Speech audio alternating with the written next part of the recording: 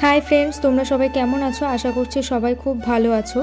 আর এখানে আজকে হচ্ছে আমি মাটনের একটা রেসিপি নিয়ে চলে এসেছি। আর আজ মাটনের রেসিপিটা করার কারণ হচ্ছে এটা যে আজ আমি নিজের হাতে প্রথম মাটন রান্না করেছি।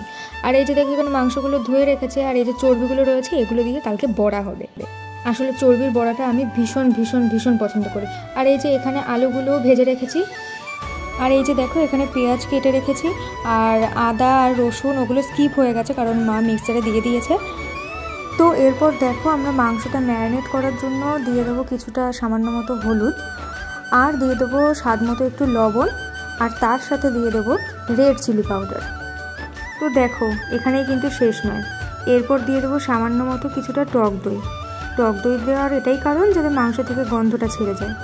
আর এরপর দিয়ে দেব আদা রসুন আর কাঁচা লঙ্কার যে পেস্টটা করা হয়েছিল মিক্সারে সেই পেস্টটাই দিয়ে দেব। আর এই যে দেখো এরপর হচ্ছে কাঁচা সর্ষের তেল ছড়িয়ে দেবো কিছুটা আর তারপর হচ্ছে পেঁয়াজ দিয়ে ম্যারিনেট করে দেবো। মাকেই বললাম যে তুমি ম্যারিনেটটা করো, ম্যারিনেটটা আমি করলে হয়তো ভালো হবে না, তো মাকে বলেছি ম্যারিনেটটা তুমিই করে দাও। তো এই যে দেখো কড়াইতে আমি তেল দিয়ে দিয়েছি আর তেল হালকা কিছুটা গরম হওয়ার পর আমি তেজপাতা আর শুকনো লঙ্কাও দিয়ে দিয়েছি। এবার তেলটা আর একটু কিছুটা গরম হোক, একটু ফুটতে থাকুক হালকা, তো তারপর আমি বাদবাকি সব কিছু দিয়ে দেবো। আসলে এই তেলটা ফুটলে না আমার ভীষণ ভয় করে, আসলে গায়ে ছিটে আসে তো। তো এই যে দেখো তারপর আমি এলাচ দারচিনি আর লবঙ্গও দিয়ে দিয়েছি। দেখো দেখো কীরকমভাবে ফুটছে দেখো। তারপর দেখো এই যে একেবারে গরম তেলের মধ্যে পেঁয়াজগুলোকে দিয়ে দিয়েছি। আহারে একেবারে জ্বলে পুড়ে গেল পেঁয়াজগুলো। তো যাই হোক পেঁয়াজগুলো হালকা লাল লাল ভাজা হয়ে যাওয়ার পর ম্যারিনেট করা মাংসটা আমি দিয়ে দেবো কড়াইয়ে। তো এই যে দেখো এরপর হচ্ছে এই যে লাল লাল হয়ে গেছে পেঁয়াজগুলো, এবার আমি হচ্ছে আস্তে আস্তে ম্যারিনেট করা মাংসগুলো কড়াইয়ের মধ্যে দিয়ে দেবো।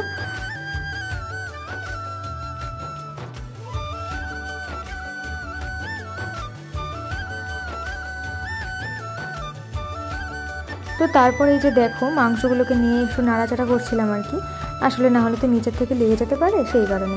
আর এই মাংসগুলোকে নিয়ে নাড়াচাড়া করার কাজটা আমার ভীষণ পছন্দের। কি বলো তো, যখন প্রত্যেক রবিবার করে আর কি চিকেন আনা হয় তখনও চিকেনটাও পুরোপুরি আমিই করি। আসলে চিকেন করাটা আমি পুরোপুরি শিখে গিয়েছি, মাটনটা তো এখনও পারি না, আজ ফার্স্ট করছি। তো সবসময় এভাবে নাড়াচাড়াই করি মাংসগুলোকে নিয়ে। তো গাইস কালারটা দেখো, উফ আমার এডিট করতে করতেই মুখে জল চলে এসছে গো।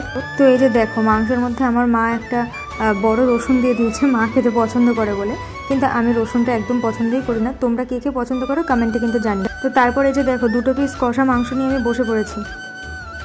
তো এই যে দেখো কষা মাংস খুব সুন্দর নরম হয়েছিল কিন্তু জানো তো, আসলে অনেকক্ষণ ধরে কষিয়েছিলাম তো দারুণ হয়েছে।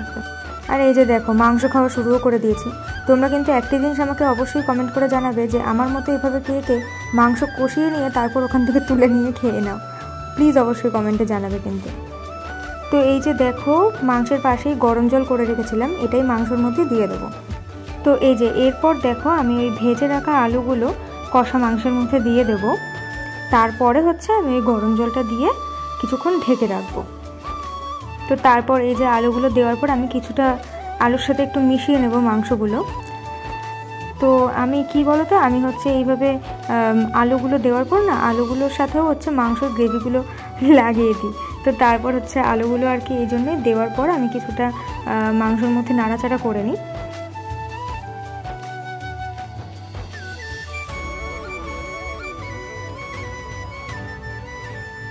আর এই যে এইবার এই গরম জলটা আমি হচ্ছে মাংসের মধ্যে দিয়ে দেবো।